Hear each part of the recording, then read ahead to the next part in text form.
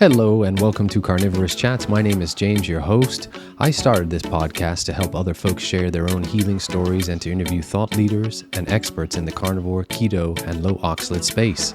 Before we begin, I'd like to give a shout out to Equip Foods and the Carnivore Bar. As an affiliate, you can use the link in the show notes to get a discount on their products when you check out using the code Carnivorist.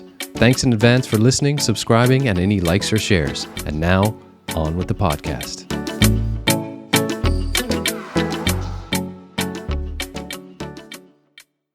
Hello, everyone, and welcome to Carnivorist Chats. It's James, your host.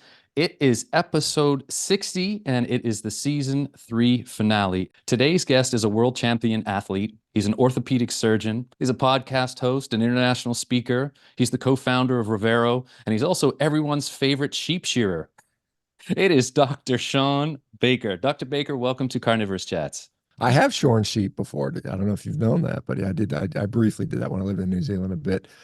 I will tell you, just as a sort of a strange coincidence, there's a friend of mine who is a rancher. He has a group of ranches up in the Midwest, and he went to New Zealand to visit his nephews who are all on a carnivore diet, and they broke the world record for sheep shearing. They sheared like I think it was like 3,000 sheep in 8 hours or some ridiculous number. They literally, like, it was like a team of 4 of them, and they like broke whatever the world record was. It was some ridiculous amount of sheep. So, and they are now sheep shearing world champions, and they train on a carnivore diet to shear the sheep. So kind of interesting to see that athletic prowess happening. Oh, absolutely, Dr. Baker. And I was being serious. In preparation for all my podcast episodes, and especially with someone like yourself, who I have such a tremendous regard for, I listened to a ton of stuff leading up to it. And I heard you mention that you had shorn some sheep in your days in New Zealand. So I thought I'd toss that in there. I had a lot of odd jobs when I lived in New Zealand. I was there to play professional rugby, but it didn't fully pay the bill, so you had to supplement. And I was a bartender and a sheep shearer, and I dug gas lines, and I was a garbage man, and I did everything. I just whatever needed to be done, sure, I'll do it. I'll go try it and see what happens. So that was one of many things I got to. Delivering milk, that was kind of fun. So New Zealand is quite a neat little place to go to if you've never been there. Awesome. I've never been. I'd love to go there. Dr. Baker, again, thank you for your time. I'm going to make sure we get right into it now. And what I'd like to do is, as I always say, is start at the beginning. And I'd just like to take folks back to that 2016 year, which was definitely a pivotal one for you because you started this crazy thing called the carnivore diet. And I wonder if you could take us back there and just how you came about to even conceive doing the carnivore diet in the first place. I know it had to do with what you were seeing in your job as an orthopedic surgeon a little bit, didn't it? Yeah. So I mean, just as you know, I've told the story a few times, but for your listeners, 2016, I was operating as a physician, or 2015, I was finishing actually. I had gone through, at that time, I was 40, 9 years of age. About age 43, I decided I need to clean up my diet, and I sort of played with various diets and eventually stumbled into the low carb ketogenic space and had done that for a couple of years. And then somewhere in 2015-ish, I started noticing these wacky, crazy, nutty, absolutely insane people eating an all meat diet online. And I was following them for a while, and I thought, this is bizarre and crazy, and these people are nuts, and they're going to get scurvy, and it seems like a silly idea. But I was curious enough, and I kind of followed and asked questions enough to say, well, it's worth trying. And so, as you mentioned, in 2016, I began my putting my feet into what was not called the carnivore diet at the time. That was called the zero carb diet at the time. And day here, day there, a meal here, meal there. And then towards the end of 2016, I jumped in fully for a full month, and just ate nothing but basically, I think it was just meat and eggs for the whole month, and felt phenomenal at the end of the month. And you're right, before that, prior to that, using ketogenic diets on my orthopedic surgery patients, I was noticing that before they were losing any significant weight, the ones that would go on a low carb ketogenic diet were noting significant improvements in their pain and symptoms. And so I thought that was quite interesting, because they were on my schedule for a knee replacement, and all of a sudden they don't have knee pain anymore. So it's hard to justify a surgery on somebody, because the point of the surgery is to take you out of pain. But if you're already out of pain, then there's no need for the surgery. So that was kind of, that was kind of my sort of beginning into this thing. And then, of course, as you mentioned, 2016, I started, did it for a month, felt great, said, well, that was a cool experiment, went back to my more normal diet, my mixed omnivorous diet, and immediately felt worse. I know my back was hurting, knee was hurting, digestion wasn't as good, wasn't sleeping as well. And I said, all things considered, I just prefer to feel better. So I went back to the all meat thing, and here we are now, like 8 years later. So This next question I want to ask you is specifically about, again, we're going to kind of follow a little timeline as we jog along here, but your appearance on Joe Rogan in 2017. I just had Nina Teicholz on the episode prior to you, and I told Nina what a seminal piece of work the big fat surprise was that I think is going to be talked about generationally. And I firmly believe that appearance, that first appearance for you in the carnivore diet on Joe Rogan is a seminal piece and is going to be looked back on. The amount of people I talked to, myself included, that were impacted by that appearance. What was that like when you were talking with Joe that first time, if you could let them know? yeah, Joe is he's pretty much like he seems. I mean, that's who he is. His public persona is who he is in real life. To me, he's a really nice guy. I mean, he's been very gracious to me. I mean, obviously he has a lot of things going on, very busy. And when he had asked me, he sent me this sort of random message on Twitter. Said, "Hey, would you like to be on my podcast and talk about this dietron?" And at the time, and again, this is 2016.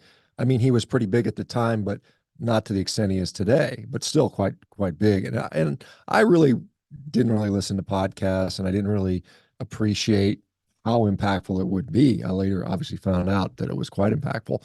But I said, sure. And I was living in California, and at that time his studio was up in Woodland Hills in the Los Angeles area, and it was like an hour and a half, 2 hour drive from me. And so I just drove. He's told me, here, be there on this day, and this is the address. Basically, show up. And so I just kind of roll in there and walk into the studio, and he was interviewing Steve Ranella, the meat eater guy, was being interviewed that same day. And so I sat in the green room and talked to some of the people that were working there. It was pretty laid back, and I got in there, and there was basically sit down and start interviewing. There wasn't much of a how you doing, this type of stuff. It was just we just went, and I really didn't like prepare anything. I wasn't like, this is a scientific report. It's just, hey, let's come talk. And I said, okay, that's fine. I just kind of chatted about whatever, and you know I could tell that he was kind of. I mean, you get the sense of when people are listening to you and they think you're kind of nutty. I could tell. I could say, yeah, I'm out here telling them I only eat meat, and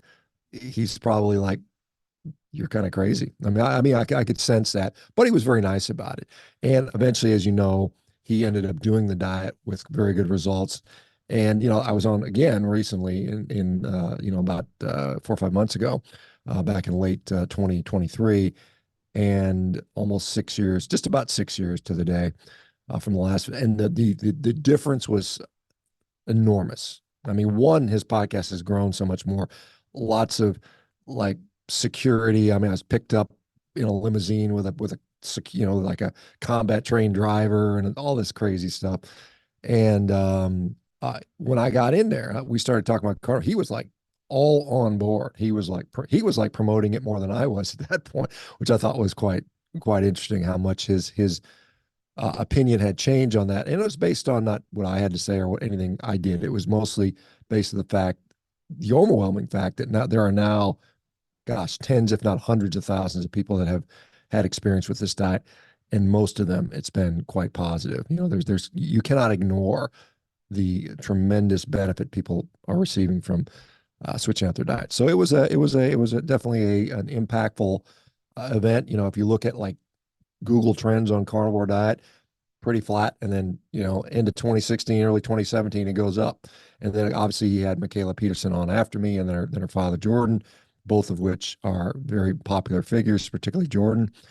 And it's been kind of, it's been growing ever since that time. And it's, for a diet that's like a fad diet, it's, we're now about 7 years into it, and it's just expanding. So I don't know. I don't think eating meat is a fad diet in my view. So I think we're going to be seeing carnivore for many, many years to come. Excellent, Dr. Baker. That's actually going to be one of my final questions to you. So I'll put a pin in that one. But certainly, yeah, I agree with you. Joe Rogan's certainly huge advocate now of this way of eating. And obviously he's getting folks like yourself on, Will and Jenny Harris. He's had Nina Teicholz on. He's really walking that walk and talking the talk. And then I mentioned Nina a couple of times, and I said to her, you were the person, and she obviously said absolutely that came up with the term seed oils in her research. And talking to you today, you're the person that essentially coined the term the carnivore diet and wrote that book in 2019, 19th of November 2019. Dr. Baker, looking at that book now, is there anything that you would go back and change? Because I tell people all the time, if they want a really easy to read, but really backed with information book to set you out if you're just interested in the carnivore diet, I always direct them to your book first. It's such an easy read, but so full of information. Is there anything now that you would change or you'd kind of keep it the same? It's a pretty amazing book. Yeah, I mean, it was published November 19th of 2019. I'd written it kind of late 2017, early 2018. It just takes that long through the publishing cycle to get through there. So, I mean, there have been new studies that have come out that I would have added to the book had they been out at the time. But I mean, the substance of it, I don't think I would change much at all. I think it stands up very well today. I mean, and I wrote it with the intention of this is for the average person. You don't have to be a scientist to read it, although there's plenty of science in there. And I could have made it much more in-depth scientifically, but the problem with that is the science is always changing. And so these are very just sort of general concepts, which I think most people sort of understand at a basic level. So I don't know that I would change it very much at all, if at all. I think it holds up very well. I mean, I haven't read it in a long time because, but I know my observations, and I am very observant.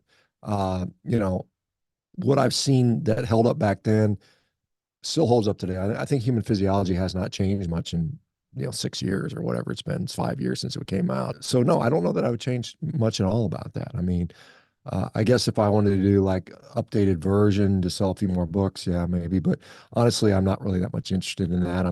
I think it's good information. I think, like you said, it's for anybody getting started, this is a good place to start. There are obviously a lot more resources today than there used to be. There's all kinds of online communities and groups, and everybody's got their ebook and that type of stuff. But and I mean, like I said, I am I won't say I'm the first person ever to say the word carnivore in context with this diet, but I am probably the first one to popularize it as a carnivore diet. I know specifically Amber O'Hearn mentioned carnivore-ish eating prior to me, and I wasn't aware of that at the time because when I was asked to write the book, and I had no intention to write a book. I mean, literally, the publisher contacted me after I went on Rogan and said, "Hey, could you please write a book about this? Here's your contract." And I said, "Oh yeah, okay, I guess." I don't like writing. I'll be honest. This is not my thing. I don't like to write. Although I think the book turned out pretty easy. Maybe because I wrote it for, like I said, the average person to read. But yeah, I mean, it was something that I'm glad I did it in retrospect. I think it's helped quite a few people, and I think it does serve as a nice basic template that gives you all you need. I mean, to be successful in my view. Absolutely. And one of my favorite parts of that book when I first read it, Dr. Baker, was the case studies you had on the actual people that were just in the sort of final chapters there. And that sort of segues into my next question to you. You have literally interviewed, myself included, thousands of people now.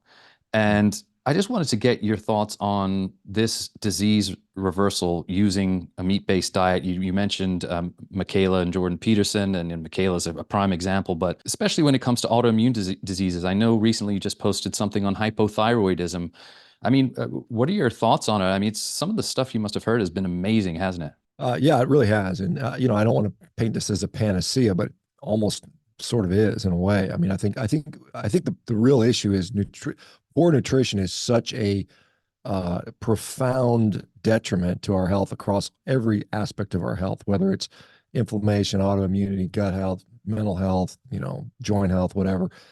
Diet has a huge role in there. And if that's partially causative and in such a big way, then reversing that should, you know, cause benefit. And it does, and it clearly does. And so, what we're seeing now is the quote on science slowly starting to catch up with the observations. And this is typically how science proceeds. You start making up, this is how science should proceed. In fact, you make observations and you say, that's interesting. Maybe we should study that. And I think we're at that point where enough people have said, this is interesting. Let's start studying this stuff. And so we are seeing, and there's certainly some overlap between low carbohydrate diets and ketogenic diets and the carnivore diet. Some of the physiology is the same. I think carnivore has obviously got some additional unique variables within it.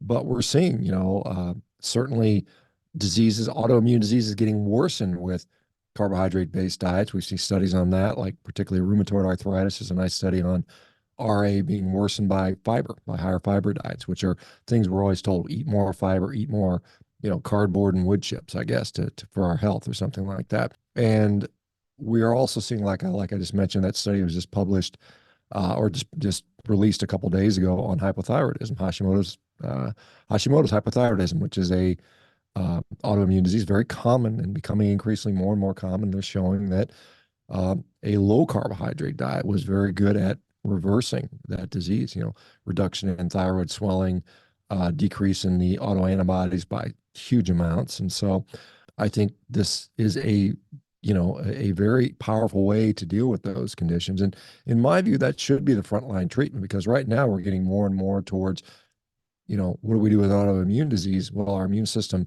is irritated in some way and sort of attacking our own tissues. So let's just shut down the immune system is basically what these biologic drugs are kind of doing. We're going to shut down selected portions of our immune system. And they have a role. I mean, when you nullify something that has a use in the body, I mean, our body has it for a reason. It should never be zero. And this is what these drugs do.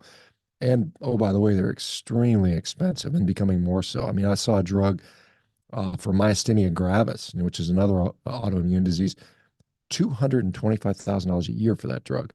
Um, that's insane. And people say, well, the insurance company covers it. Well, guess what? Guess what the insurance company gets that money from? From the rest of our premiums, right? So it just drives up the healthcare costs so tremendously, even if the individual isn't on the hook for all that money. And oftentimes they are to a large degree. A lot of people, I mean, they're choosing between, you know, you know, clothes for the next year or taking their drugs or sometimes food in some cases. So yeah, it's been a great boon for, gosh, thousands of people. That is something I know we'll touch on to this with, as Revero, the company that I helped co-found, is very much excited about and will be doing and using various diets, including a carnivore diet, to help with these diseases. Excellent. And, a lot of the haters, and I'm getting my fair share now as an ex-vegan saying, oh, yeah, this never happened. That's all a bunch of malarkey. But as you so eloquently put it on another podcast I listened to prior today, it's difficult to gaslight somebody about their own health. And when they're speaking from experience, it's so hard. So I just think you guys are doing a tremendous job for sure. Well, thank you. Thank you. Appreciate that. Yeah, I mean, you're very right. I mean, there's a lot of things that I have very little expertise in. There's a very narrow window of things that I know a lot about relative to the spectrum of things you can know on Earth. And one of the things I know a lot about is my own body and my own health. And I think all of us are somewhat experts in our own being and how we feel and how we perform. And you can know. I mean, it's pretty intuitive when you're feeling better, particularly when it's dramatic. When you are dramatically better, there's no one telling you, well, you're not actually better. You're really sicker. That is extreme. That's extreme gaslighting, and we've seen some pretty interesting gaslighting going on in the last couple of years around all kinds of topics, and it's like, stuff I can't confirm. I talk about like climate change. I personally have no way of confirming that. I don't have a way to look in and measure the ocean temperatures independently. I've got to rely on other people to do that for me. Whereas my own health, I know when I sleep good. I know when I feel good. I know when I don't hurt. I don't need anyone else to tell me that. I'm pretty good about that. So, yeah, you're correct. It is hard to gaslight somebody on there. You get pictures of somebody who's lost 100 pounds. That's not real. Well, maybe today with deep fakes and AI, you could perhaps get away with that. But I mean, generally, yeah, most people are clearly improving their health. It's interesting, Dr. Baker. It's bringing me on to my next question. I came across a meme the other day, and it ties in really nicely to what we're talking about right now. And the meme was basically three photos. The top photos was the speed of sound, and it had this sound waves going. Then it had the speed of light and had something like the light Mhm. speed or Star Wars light speed jump. And then it had the speed of science, and the speed of science had people handing money over to one another. And I thought it was appropriate. And speaking with Nina on the last episode and her views, and she admittedly had a little bit of a pessimistic view with science at the minute based on her research, but I wanted to ask you where you were now, sir, on this. I know you've been talking about the research for a while with the startup of Revero. Are you guys running some clinical trials? Yeah. What are your thoughts? Yeah, absolutely. Well, every patient that gives us consent will be part of ongoing research. And we expect most people to, because it's going to be anonymized. We're just going to collect data and show what we can do. And I mean, that's going to be across a whole host of conditions. We treat all kinds of inflammatory autoimmune metabolic conditions. And so all of that will go into a research database of which we will publish. We've hired a great guy like Ben Bickman and Jeffrey Curtis at the University of Alabama, and other guys are on the research team. We secured additional money to do those research projects.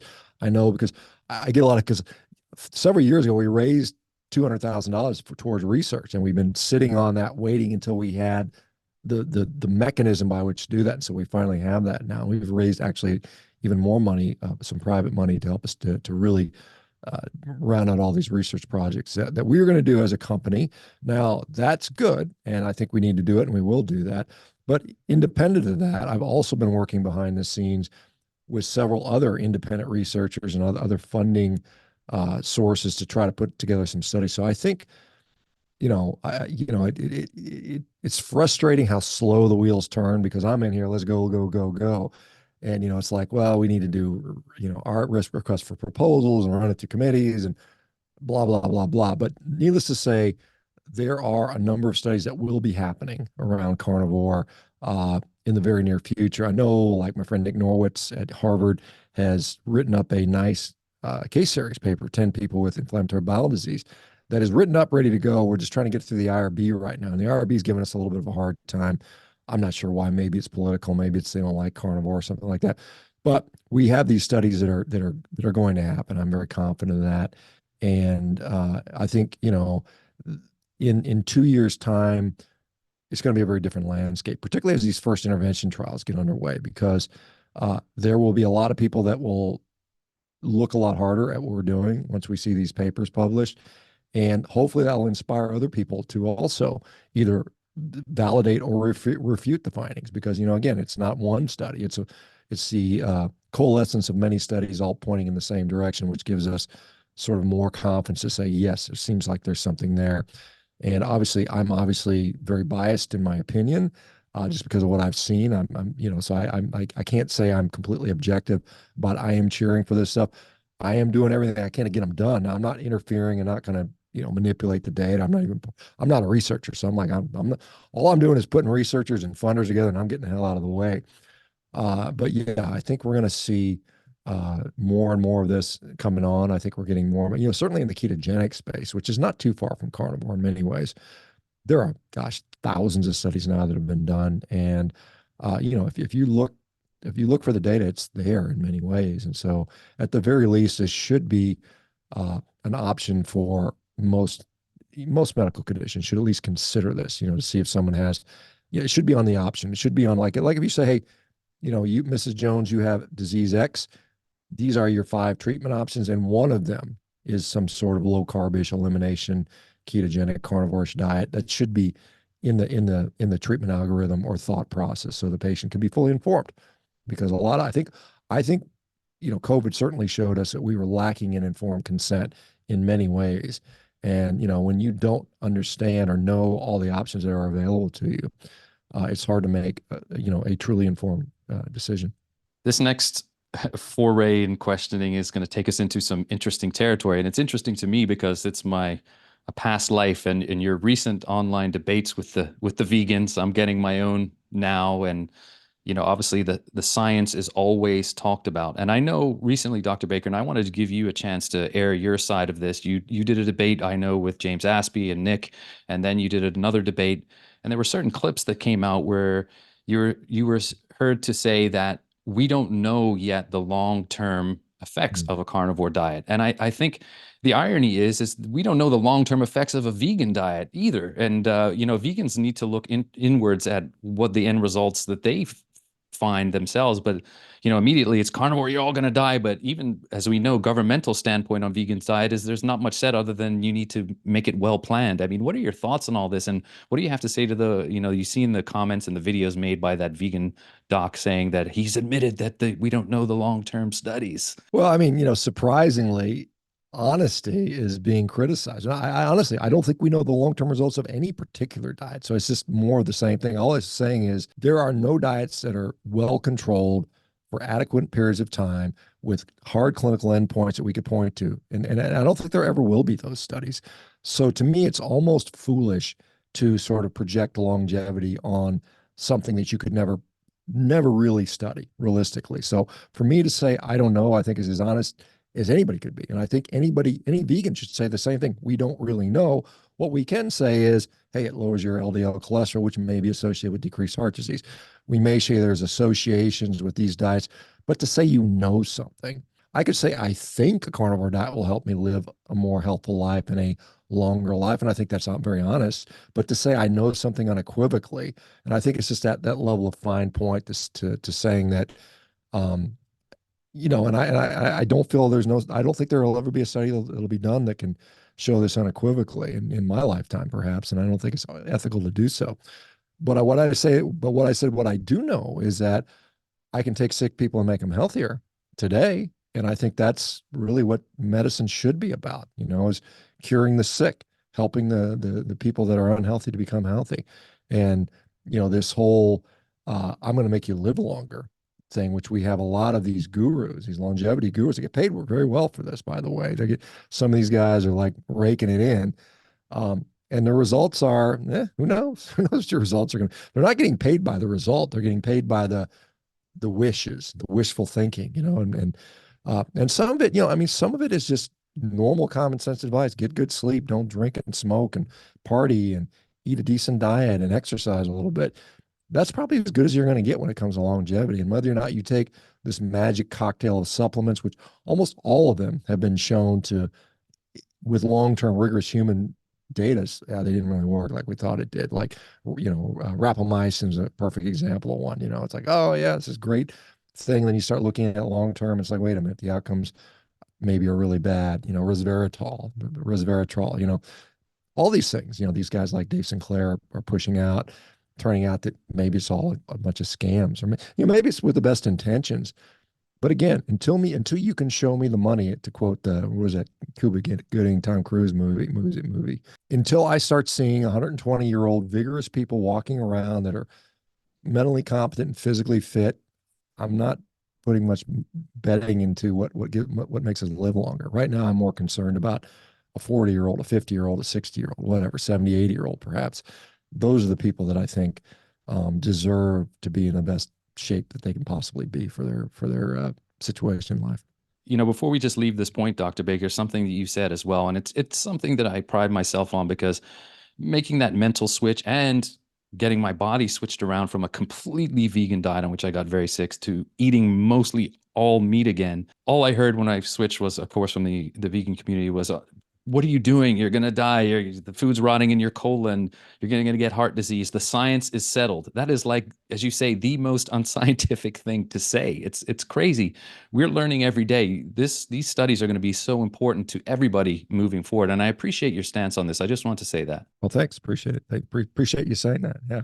I know, Dr. Baker, and we're going to go segue into a little bit in the fitness side. You just talked about it a little bit in terms of longevity. It's ironic. I love the way this conversation's flowing, but you've been experimenting on yourself dietarily wise and also from a fitness perspective for many years now. I mean, you're an inspiration to so many folks. I know one of the most asked questions you get is how you bulk and then cut on a carnivore diet. And it's something I see people just message you all the time. And we're all unique, and I understand this, but there's been a few lessons that you've taught me, especially since the beginning, that I've applied and have been very successful for me, for folks that have seen my pictures before and after in terms of putting on weight. How do you do it? What do you do to go through the process and putting on weight and then getting back down when you do that? I'm 57, and I think when I was just about turning 54, I kind of made a mental decision that I wanted to get stronger for a little period of time, because I wanted to go, as I get close to 60, to enter that decade with a decent amount of muscle mass, because I think that's quite important. And so obviously when we're talking about bulking, we're not just talking about putting on a bunch of body fat. You can do that eating ice cream all day, right? You can eat carnivore ice cream ad nauseum, and you can get fat doing that. But as far as putting on quality muscle, I mean, the number one thing is training. I mean, you just got to be willing to do the training consistently, put in the hard work, and do it day in and day out, and do it, week after week after week after week after week. And it's a slow process. I mean, it really is. I mean, I legitimately put on, from a 55 to a 57-year-old, I probably put on 10, 12 pounds of quality muscle in about 3 years, which doesn't sound like that much, but it is in someone who's been lifting his whole life. I mean, it's hard to do that. And again, I don't take drugs. I don't take TRT. I've never delved in that stuff. I'm not a fan of that stuff. I'll just put that out there. But I mean, I managed to do that. And, I had to eat a lot. I mean, I had to eat a lot of damn protein, a lot of steaks. I mean, some days I'm eating 4 or 5 pounds, sometimes 6 pounds a day. And it was kind of, my appetite would kind of drive that when I was training really hard, my appetite would go up, which makes sense. I mean, you think about it. If you're asking your body to do these sort of extraordinary things, your body's going to ask something back of you. And it's usually at least feed me, right? So, and then getting adequate sleep, which is always, I think it's a very important but often overlooked or underappreciated aspect of this is making sure you're getting sleep. And I don't always do that, unfortunately, but I'm getting better at that. And so I find that, one of the nice things about a carnivore diet is it's so satiating that you don't tend to overeat, which can come back to hurt you when you're trying to eat more. So I find myself eating more frequent, smaller meals, but a total amount being larger is helpful. And there's, some speculation, well, not speculation, there's some data that supports that 2 or 3 meals a day is probably better than 1 meal a day when it comes to muscle protein synthesis. I mean, that there's decent literature on that. Whether or not you need to go to 6, 7, 8 meals like some bodybuilders do, that becomes less. I mean, like each one is incrementally less important. It's really from going from 1 meal to 2 meals is a big step, and then 2 to 3 is a little bit of a step, and then 3 to 4, and it gets smaller and smaller. So you get your diminishing returns. If you're competing with Mr. Olympia and you're taking all the steroids and all the drugs, yeah, probably eating 6 times a day is probably going to give you that 1/10 of 1%, which may be the difference between first place and ninth place or something like that. So yeah, it makes a difference there. So that is something that I believe is true, and I think the literature supports that. Like I said, training is number one. Getting enough calories or getting enough protein, which isn't that hard to do on carnivore. Obviously, we're getting plenty of protein. If you look at like even the most recent protein descriptions, some people will say even as high as 3 grams per kilogram might be the upper limit of what is efficient for muscle building. I know the general recommendation is 1.2 to 1.6 kilos, but for like high level athletes and bodybuilders, even as high as 3 grams may be seen as beneficial. And then again, we don't know what happens in a low carb state. Without carbohydrates, it might even be higher. It might even be that you might need a higher because, there's some, additional benefits of carbohydrates provide with regard to muscle protein breakdown. So you might even have a higher requirement potentially. So that is gaining. Now, losing weight, I'm kind of doing the opposite. I'm eating less frequently. I'm eating less food. I mean, I know a lot of people in the low carb state will say, well, calories don't matter and we should ignore calories and don't talk about it. But at the end of the day, however you want to describe how much food you eat, whether it's by calories, by volume, by, grams, there's a difference. If I want to gain weight, I got to eat more food. If I want to lose weight, I have to eat less food. I can't, if I decide I'm gaining weight with 5 pounds of ribeyes a day, I'm not going to suddenly start losing weight by eating 8 pounds of ribeyes a day. I mean, this ain't going to happen. I'll be miserable, of course, but so I cut back into something, more like 2.5 pounds of meat. That's still a lot of food. I mean, there's a lot of protein. That's 250 grams of protein. That's probably 175 grams of fat in there, and I'll lose weight. And I'm not in a hurry. I'm not like, I don't need to lose like 30 pounds in 2 months. I mean, it's going to be, you know, 2 or 3 pounds a month, maybe, because I want to maintain as much muscle as I can because I don't want to lose a bunch of muscle mass. I work my ass off to keep it there.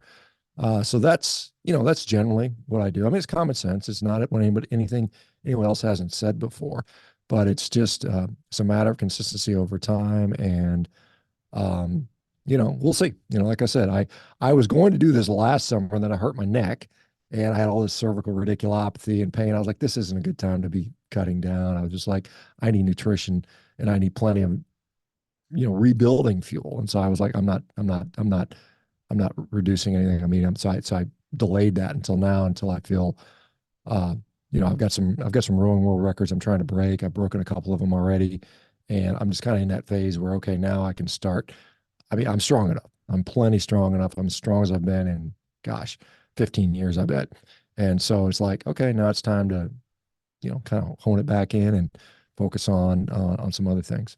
That's awesome. Thank you. Thank you for that answer. I never forget when I first joined the Revero community and came into the meetings, and I asked you a question, just nervous question, because I mean, it's no secret at my lightest I was like down to 127 pounds or something like that. I'm now over 180, so I've put on all that size, and Wow. you're like, James, you just have to eat like it's your job. And you said the same thing on your first Rogan episode. And I was like, okay.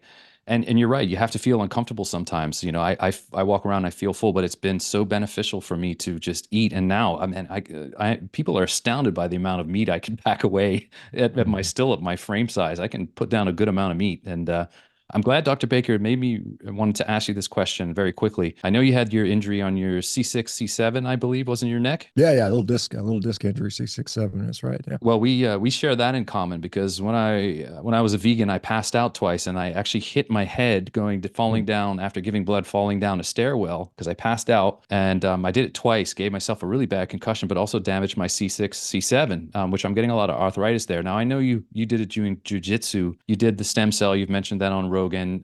You ate a higher fat diet and did some neck work as well with the neck exercises. What do you think ultimately caused it to get better? Was it a combination of everything, really looking at it? Well, I mean, when it comes to cervical radiculopathy, and that's basically irritation of the nerve root. So my C7, which is what's affected by C7, C6, C7 disc, was inflamed and irritated. And generally, about 80% of the time, that just gets better on its own, even if you do nothing. I mean, that's a natural course of things. So honestly, most of it was time. Now, obviously, I think you can sort of help things along by having good nutrition. I think that there is some pretty decent data on ketogenic diets and neuroinflammation showing that it tends to drive it down. And, neuroinflammation sucks because it's quite painful. I mean, I remember spending many nights kind of sleeping with one arm I just had to like turn my head a certain way and stretch my arm. That's the only way I could sleep. And then as soon as I would like fall asleep, my head would fall back. I'd wake up in pain. So I didn't sleep really good for about 2 or 3 months there.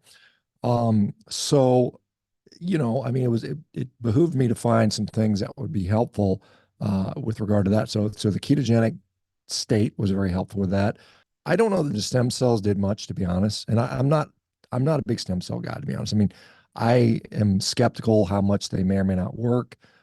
They may work for some people in some instances. I think certainly and I've used this analogy over and over again. Any treatment you're going to have, whether it's a stem cell injection or a knee arthroscopy or a knee replacement or prolotherapy or on and on and on. I liken it to like if I want to put new floors in my house, I want new hardwood floors, and yet the house is on fire. I mean, that's not a good time to put new hardwood floors in when your house is on fire. Put the fire out first and then clean everything up and then put the new floors in. And I think that's the analogy is quite good. When somebody's body is just metabolic garbage can disaster, any procedure you do in that situation is going to be suboptimal at best. So if you're considering something like that, stem cell injection, optimize your metabolic health first. Get everything calm because you may not even need it. You may find by just doing that, you feel so much better, and you can forego the $5,000 injection, whatever the hell it might cost you. But if you're going to do it, make sure you're optimizing your health. And when I had my injection, this is my second visit on Joe Rogan. Joe actually graciously, he's been so nice to me.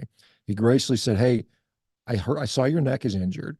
Why don't you come to Austin? I'll hook you up with some stem cells. We'll do a podcast." And I'm like, oh, "Shit, of course, yeah. Who's going to turn on a Joe Rogan podcast, right?" So I do it, but I was already 95% better at that point. I mean, I literally had no pain. I had almost full strength. I was suffering a little bit of strength in my right tricep. That is all gone now. I mean, I'm fully strength is fully back. I still to this day have a little bit of numbness in my index finger, but I have no pain on motion. The other thing I've been doing is neck strengthening exercise. I got this little iron neck device, and I had another neck harness, and I've been trying to do that almost daily just to ensure that neck is as stable as possible because part of pain is generated by joint instability. And, the ligaments and the bony structure are some of the things that provide stability, but also the muscles around it provide just dynamic stability, like when it's moving in space. And so I've been really focusing on strengthening my neck, which is something I just, you kind of get lazy. It's not something you think about training all the time. Your neck, most people are, they're doing push-ups and pull-ups and squats, and the neck is like 57th on the list of 60 things you might want to do, so you don't get to do it. So now I've kind of prioritized that. So now that neck training device is front and center, and I see it every time I walk into the gym. And probably every other workout I'm doing some neck work. And so as I hopefully will get back to jujitsu, I'm trying to, like I said, right now I'm focusing on these rowing world records. I want to get those out of place because it's hard to do them when you're beat up, and jujitsu definitely you're sore. I mean, there's no doubt. I mean, even on a carnivore diet, and I'm almost 60 years of age, so I go in there and I give it hell, and I wrestle pretty hard. I'm wrestling with 20 year olds, balls to the wall. I come back and I'm like, oh damn, my biceps sore, my elbows sore, my knees sore. I gimp around for a day or so. I mean, I recover a hell of a lot better on carnivore than I would have ever had I done this on a high carb diet. I think on a high carb diet, I probably could do once a week and I'd be like done for the week. And now it's like, I train the next day. I mean, I go to jiu-jitsu and I'm a little sore and I train and work it out and I'm fine by the next day. So anyway, that's the deal with the injury. I appreciate the update. I wanted to talk about one of the most important vitamins on the carnivore diet, and that is vitamin C. And not what people think we're going to talk about is actually community. And I got that from you as well. I said it earlier, the Revero community was such an important part of my coming into this way of eating, having like-minded folks, listening to you, so important. What's going on now with the Revero website? You still have carnivore.diet. You're still doing your daily meetings almost. It's incredible. I don't know how you find the time for everything. And again, thank you for your time today. But the importance of community in your view in this. You're right. It's extremely important. And when we talk about things that are supplements to success, I can tell somebody, hey, just go eat meat. I mean, somebody said, you write your book, one sentence, just eat a effing steak. I mean, that could have been the whole book. But people need more than that in many cases. And I find that one of the problems with medicine in general is that even if I wanted to, assuming I had the knowledge and wanted to impact people's lives in a lifestyle fashion to treat these diseases, I don't have the time. I don't have the facility. I don't have the support network in place. And so what I have found is there are many people that need this for success. They need sometimes daily feedback. They need motivation. They need accountability. They need knowledge. They have questions that come up. Sometimes things don't make sense to you, and you need someone in there that can be that's kind of walked that path before. And so obviously I've been doing these meetings for almost 5 years. Every day I get out there and just every single day, 365 days a year, I devote that hour of my day to trying to help people. And I just do it, whoever shows up. I don't care if it's 5 people or 500 people, it doesn't matter to me. And so, yes, that's still going on with Revero specifically. As you know, for many years, we were just more of a lifestyle coaching, change your diet type of thing, which I think is great and is important.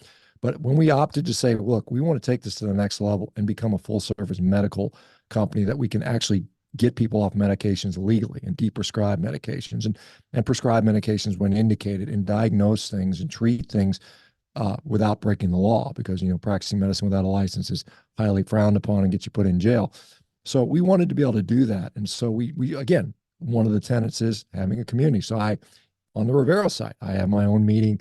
Right now it's weekly because we just started scaling, and so we have fewer members, but that will probably increase as well. We have coaching within the Revero program. And again, the coaching is a little bit different than what we had before because of the medical nature, because we are having patients come off medications, and we have to have people that understand how to communicate that better. We can't have people that can't pronounce metoprolol saying, well, just get rid of that one with an M. I mean, that can get you in a lot of trouble. So the level of training is a little bit more rigorous.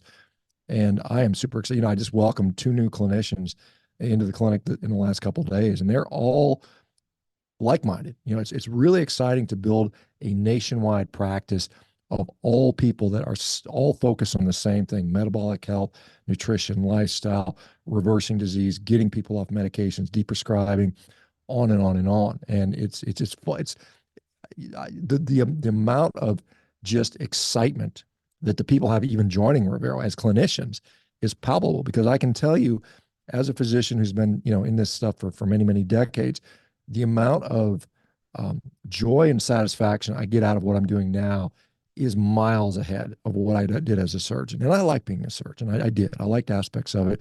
It was fun. You're kind of privileged to be able to do that. You're in a very trusted position. And I don't, I don't sort of discount how important that is, but at the same time, it is not on the scale at what I think we're able to achieve today. And I think this is, I think medicine is going to go two ways. I know it's going to happen to allopathic medicine. More and more of that is going to be replaced with digitized, automated, AI-based medicine. You're literally going to be able to get on your computer screen. Maybe they'll have an add-on, device where you can actually sample blood at home, and it can be analyzed and uploaded directly to the server, and they can tell you what's wrong with you, and you'll get a prescription delivered to your door that afternoon or the next morning with minimal interaction with any physician. It may be all AI with a physician in the background, just, check, it looks, sounds good, and that may be it. And that'll be great for pharmaceutical companies because they don't have to wine and dine physicians and pay for their medical training and bring them donuts in the office and all the stuff they do now. And they have a robot that never gets tired and religiously prescribes these medications. And so they're plugged into this algorithm. And the drug companies will teach these algorithms. I mean, that's what will happen. And that's how allopathic medicine is heading. And for those people that like that and they like the convenience, hey, I can just get the pill I want. Why the doctor is just an impediment to me getting the drugs that the pharmacy told me is going to make me feel better. We see the ads on the TV. Ask your doctor about, and they've got, the person, and it's a beautiful spring day and they're dancing and smiling with their grandkids and everything's happy. That's not the reality, right? Right. But that's what they see, and they're like, I want that. Oh, but I got to go to the damn doctor to get it? Well, what if I can just log into an app and press a few buttons, answer three questions, and, put my finger here so I can measure my temperature and maybe take a blood sample? That's going to happen. I mean, it's going to happen in our lifetime, probably in the next 10, 15 years is where we're going to go with that. Conversely, people that don't want that model, I don't want to just continually be medicated for the rest of my life. I'd rather not be sick and not be diseased.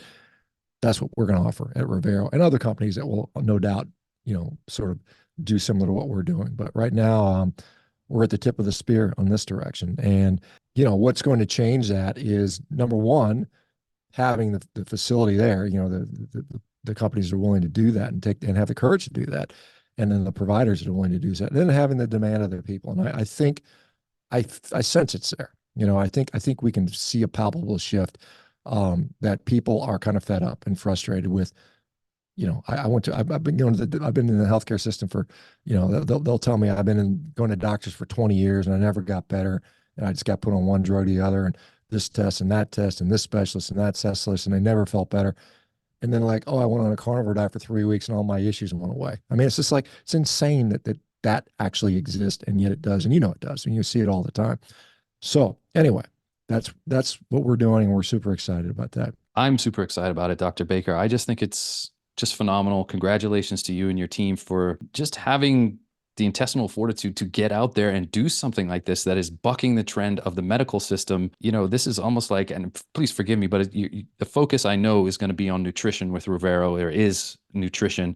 And also it's getting people off the, as you said, allopathic hamster wheel of prescribing medications, 8 to 15-minute visit and diagnose and adios. And you're having carnivore and low carb and ketogenic literate doctors that are familiar with this diet on staff that can help people that are interested in this, correct? Absolutely. Absolutely. That is. Yeah. I mean, can't tell you how excited I am. It's such a, and it's been a long time. It's taken a long time. And we were very fortunate to raise the capital that's needed to do this, because it's not easy to set up a healthcare platform license in all 50 states. I mean, there's a lot of things that go into that, and building the tech to support that, and putting a research team, a clinical team, and a operations team, and a marketing team. I mean, there's a lot that goes into this stuff, and we're learning. Again, we're blazing the trails in many ways. I mean, and so we know that we're going to be having to make adjustments as we go. And like I said, I know like we only let like 10 patients in initially. We have something like 8 or 9,000 people on the waiting list, and we only open up to a very limited number, just because we want to make sure everything's working like we think it is. We spent months and months doing QA on all the stuff we developed. And now we're like, okay, we're ready to start scaling. And like I said, we just are now at the point where we're hiring more clinicians. And I'm super excited. Whenever I talk to the new clinicians, you can tell they get it, and they're excited. They're like, I cannot wait. And we're saying, well, we're gonna start part time. I can't wait to be full time. I can't wait till there's enough patients for me to work every day doing this, because it brings me so much satisfaction and joy. And conversely, I'm helping these people to feel the same thing. So yeah, it's exciting times, and I I'm excited to see where we're going to be this time next year because I think it's going to be pretty cool. So admirable. And I have one more question for you, Dr. Baker, before we wind and close out. But I just wanted to put this caveat because I have a lot of international listeners. Now, Revero is not international. It's just for the US right now, correct? That is correct for now. Now, again, my ambition is we go international at some point. Obviously there's a lot of language stuff. There's a lot of international laws and all kinds of things. So it'll probably be a couple of years, to be honest, before we are able to offer anything internationally, would be my guess. Dr. Baker, just finally, before we close out, you've been doing this carnivore diet 8+ years now. What are your plans for the future? And in the broader sense, you touched on it a little in your last answer. Now we know about the many sort of even, I'll call them nefarious reasons why meat is being vilified in the media and elsewhere. Where do you see this all headed? I mean, it ties into what we were talking about. It's almost like they want us eating more processed food and then via that, ill health and medications. What are your thoughts? Well, I think that's exactly the case. I do think that, I mean, whether pre-planned or not, that is a result. I do think that there's a lot of people that want to capitalize and make a lot of money on cheap food, which is what they've been doing for 50, 60 years. And I mean, to their credit, I mean, there was a period of time where there were a lot of starving people, and we've figured out how to make a lot of calories very cheaply at mass quantities, which has probably prevented a lot of people from starving, to be honest. However, at the same time, and at the desire to make more money and make more profit, which every business on the planet wants to make money, right, for their shareholders. They're literally legally obligated to do that. They've, cut corners, cheapen the ingredients, perhaps to extend the shelf lives. I mean, it's funny. You can go to the store and buy like heavy cream that is one ingredient cream, and it costs, $8. And you can go and you look over and for $5.59, there's heavy cream with carrageenan and polysorbate 80 and monodiglycerides added. And you're like, so I'm paying less to be poisoned. I got to pay more not to be poisoned, basically. We are clearly going to see that continue. The ultra processed foods are not going to go away anytime soon. We're not going to have president, whoever the next president might be, Trump, Biden, RFK, or whoever, up there saying we're going to eliminate. Maybe RFK might do that, but I don't.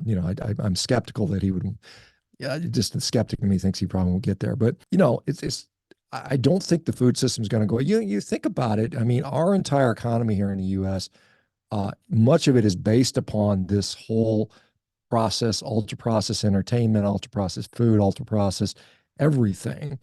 And to say we're suddenly going to stop doing that, that would probably, I don't know what percentage of the GDP would go down. It would be significant. We would lose a tremendous amount of wealth in a way, and can you compensate for that in a different way, perhaps with increased productivity somewhere else? But I mean, you think about it, the USDA, who dictates our food guidelines, I'm sure you and Nina got into this. I mean, their job is to represent commodity agriculture, whether it's beef, eggs, or wheat, or corn, or sugar, or soybeans. Their job is to sell all that crap. And so their guidelines have to support that. They're never going to come out and say soybeans are bad or sugar, or even sugar is bad. They're never going to say that. In fact, in working with the beef checkoff, or trying to work with the beef checkoff, I've not been successful in doing so, trying to get them to do research, they are literally beholden to the USDA by law. They cannot say another commodity is bad. They can't say beef is better than chicken, or even beef is better than sugar. They're not allowed to say that because of the way the USDA works. So if you think about it, the dietary guidelines system is basically based on those basic same tenets. You have to promote all of our commodities kind of equally. And where does most of the corn and soy and wheat go? What goes into all this ultra processed crap? And so this is why we have dietitians now saying, well, ultra processed food is really not that bad. It's okay if you eat in moderation. And moderation is the kiss of death for a lot of people. As you know, I mean, you can't, just moderately poison yourself and take a moderate amount of medication. That's where I think we're headed in that direction, in a way. But I do see a number of, not a small number of people that are like, hey, we're tired of this stuff.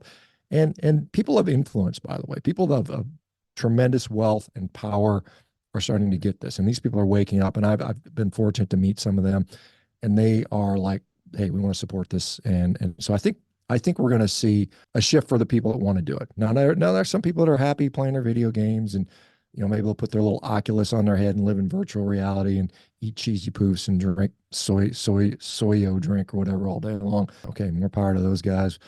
We'll see them probably in 10 years if they make it to try to fix them. But yeah, I think that's where we're headed in many ways.